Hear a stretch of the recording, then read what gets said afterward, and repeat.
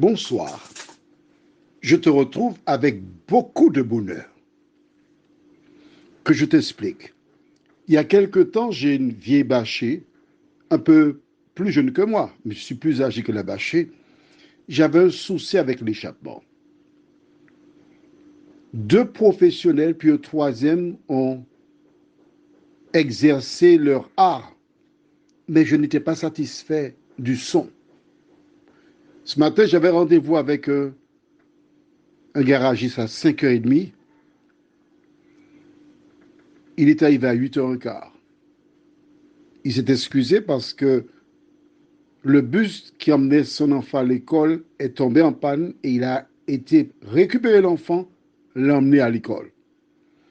Mais moi, j'attendais parce que je suis à l'école de la patience sur cette terre. Le diable savait que cet homme ne devait pas intervenir sur mon véhicule parce qu'il allait trouver la solution. Il est arrivé donc à 8h15. J'ai laissé donc son garage aux alentours de 10h passé de 10 minutes. Et quand j'ai démarré mon véhicule, je peux te dire que j'étais content. Parce que le matin, quand je démarrais, les chiens qui sont aux alentours de la maison signalaient que je partais, ils aboyaient. Tandis que demain, ils se posent la question, mais il n'est pas parti ce matin. Ma journée était belle. Et même si j'avais une difficulté quelconque, ma foi en Dieu m'impose à garder le sourire. Alors, ce soir, nous verrons ensemble Apocalypse 6, versets 12 à 17. Mais juste avant, tournons nos regards, notre pensée vers Dieu. Notre Seigneur, notre Dieu, merci pour la réparation de mon véhicule. Merci de t'occuper de moi à travers les différentes épreuves de la vie et m'apprendre à te faire confiance, à être patient. Merci d'accompagner toutes celles et ceux qui ont entendu ce mini témoignage afin qu'eux aussi apprennent la patience. Tandis que nous allons étudier ta parole, cet esprit, revêt-nous de ta puissance. Ouvre notre intelligence afin que nous avancions avec toi, nous t'en prions, au nom de Jésus et pour ta gloire éternelle. Amen. Nous lisons ce soir Apocalypse chapitre 6, les versets 12 à 17. Je regardais quand il ouvrit le 6e sceau, et il y eut un grand tremblement de terre. Le soleil devint noir comme un sac de crin. La lune entière devint comme du sang, et les étoiles du ciel tombèrent sur la terre, comme les figues vertes de figuier secouées par un vent violent. Le ciel se retira comme un livre qu'on roule, et toutes les montagnes et les îles furent remuées de leur place.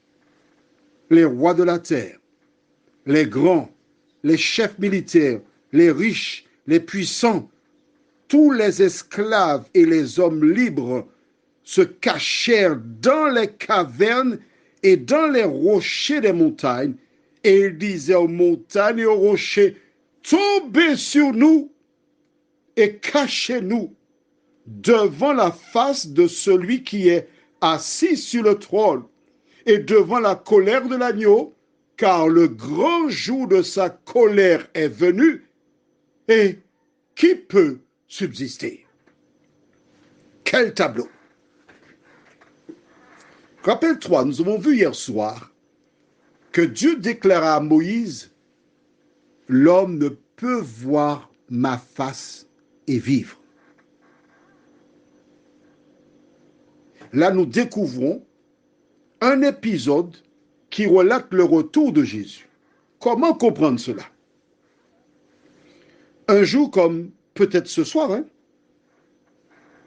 tu seras en train de regarder un film dans un cinéma, ou chez ta copine, ou chez ton copain, au restaurant, mais ce sera tard,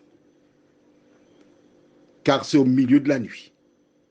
Pour sûr, grâce à Dieu, soit je serai déjà mort, ou encore je dormirai, parce qu'avant 20 heures, Claudie ou Jean-Claude ou moi, je dors. Mais oui, depuis petit, Dieu m'a formaté pour que j'aille au lit tôt. Car lorsque je vais au lit tard, je suis malade avec céphalée, c'est-à-dire des maux de tête et des vomissements. Donc là, je serai en train de dormir. Soudain, des éclairs sillonneront le ciel. Des étoiles sortiront pour tomber sur terre. La terre tremblera comme elle ne l'a jamais fait auparavant. Là, je serai réveillé, si Dieu veut. Des gens auront les yeux fixés vers le ciel, parce qu'en plein minuit, ce sera pire que midi. Pourquoi? Parce que Jésus est le soleil de justice. Les anges sonneront de la trompette. Et probablement sous ta maison se trouvent des personnes qui ont été inhumées. On parle de chrétiens, des saints. La Bible déclare qu'au son de la trompette de Dieu, les morts en Christ ressusciteront. Tu verras que le sol sous ta maison va s'ouvrir et laisser sortir un géant, parce que l'homme mesurait entre 3 et 4 mètres lorsque Dieu l'a créé, Ève et Adam. Des gens chercheront asile sous leur matelas. Ils chercheront à se cacher. D'autres, note bien, les rois de la terre, ça veut dire les grands, les riches, les chefs militaires, les puissants, toutes ces personnes appartiennent à une certaine classe. BCBG, bon chic, bon genre. Ces personnes-là qui ont préféré placer leur espérance dans leur richesse, dans la gloire, dans l'honneur.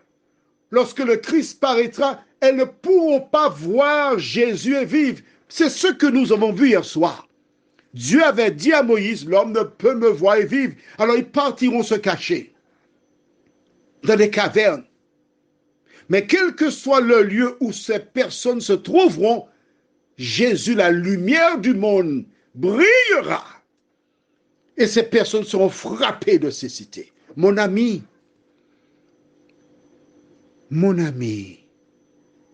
depuis des années, tu écoutes ces messages audio. Certains sont là que tout récemment.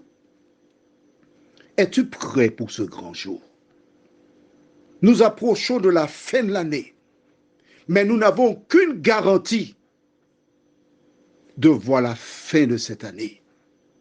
En revanche, tandis qu'il en est encore temps, il est possible pour celles et celui qui entendent la parole de faire la paix avec Jésus de Nazareth.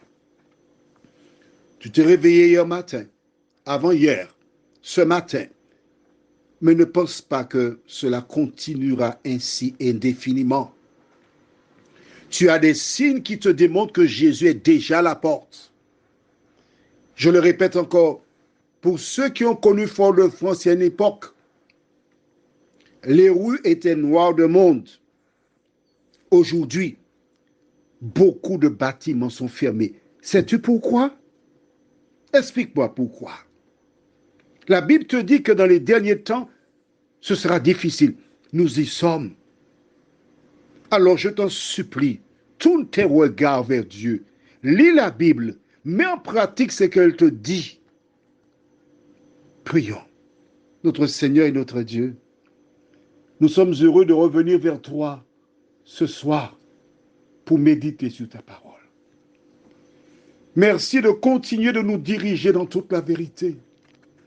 Merci de nous aider à faire taire toutes les voix qui nous encouragent à ne pas t'accepter comme sauveur. Merci de nous aider à avoir le courage d'abandonner les ténèbres pour suivre la vérité. Merci Seigneur pour ta présence dans nos vies, dans nos cœurs. Nous t'avons prié au nom de Jésus. et pour ta gloire éternelle. Amen. Je te souhaite une bonne nuit. En attendant de te retrouver demain, si Dieu nous prête vie, que les anges de Dieu veillent sur toi. Que le Saint-Esprit scelle les paroles dans ton cœur et que tu vives pour l'éternel. À demain, si Dieu nous prête vie.